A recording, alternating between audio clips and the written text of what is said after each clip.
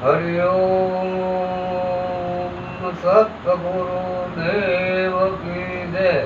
સનાતન ધર્મ કી જય. હવે માનવ નો ધર્મ શું છે? પશુ નો ધર્મ શું છે? માનવ ચાર ધર્મ આવે. ચાર ધર્મ: ધર્મ, અર્થ, કામ અને મોક્ષ. અને પશુને તો કર્મ કોઈ લાગતા નથી, એને તો કર્મ ભોગવાના જ આવે. મનુષ્યને આ ચાર ધર્મ પાળવાના આવે કે પુરુષાર્થ કરવો, ખાવાનું કરવું, કૂવાનું કરવું અને પ્રજા ઉત્પન્ન કરવાનું. આ ચાર ધર્મ. ધર્મ, અર્થ, ધર્મમાં જે કોઈ દેવી દેવતા જે કોઈ માનતા હોય, જે ધર્મ અને માનતા હોય એ ધર્મ ઉપર શ્રદ્ધા વિશ્વાસ રાખવો અને તેમ પ્રમાણે સવાર સાંજ દીવાપતિ કરીને પ્રભુ ભજન કરવો. માનવ ધર્મ એ અને પુરુષાર્થ કરવો, પછી પ્રજા થાય એનું બધું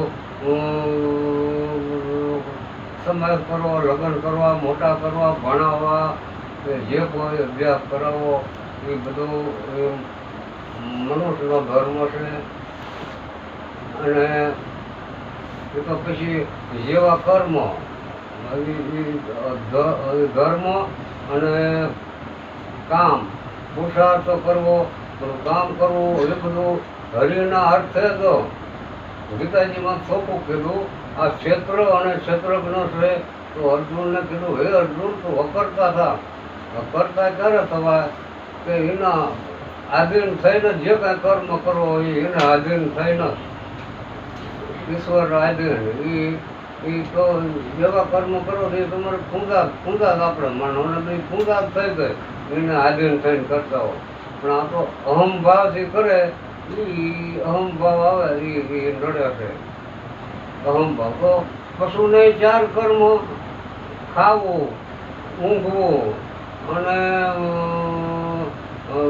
દૂધ દેવું. જો પશુ તો ખાય ઘાસ અને દૂધ દે બસલાને.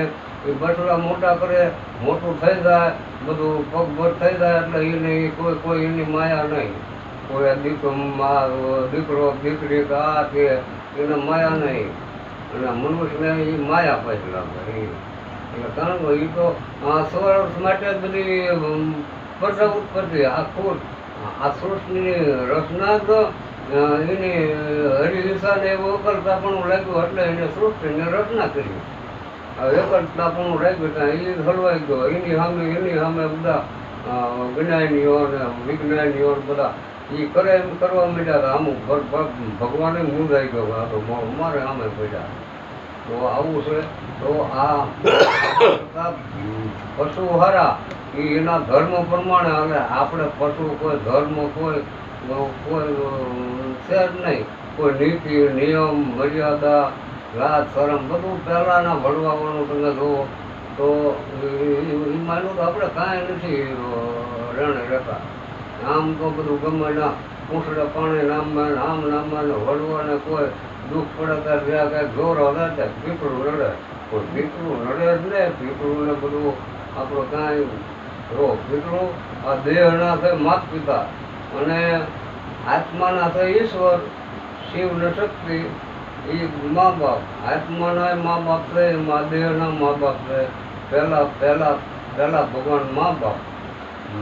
મા બાપની સેવા કરો. આ તે એ સાચું છે. અને બીજું આ ધર્મને સવાર ઈશ્વરને યાદ કરો, ધર્મને યાદ કરો. ગમે તેને માનતા એનું અડધી કલાક જેવો સમય હો સવાર સાંજ ફાળવો તો એ સારું ઘણું કહેવાય. સતગુરુદેવ કી જય.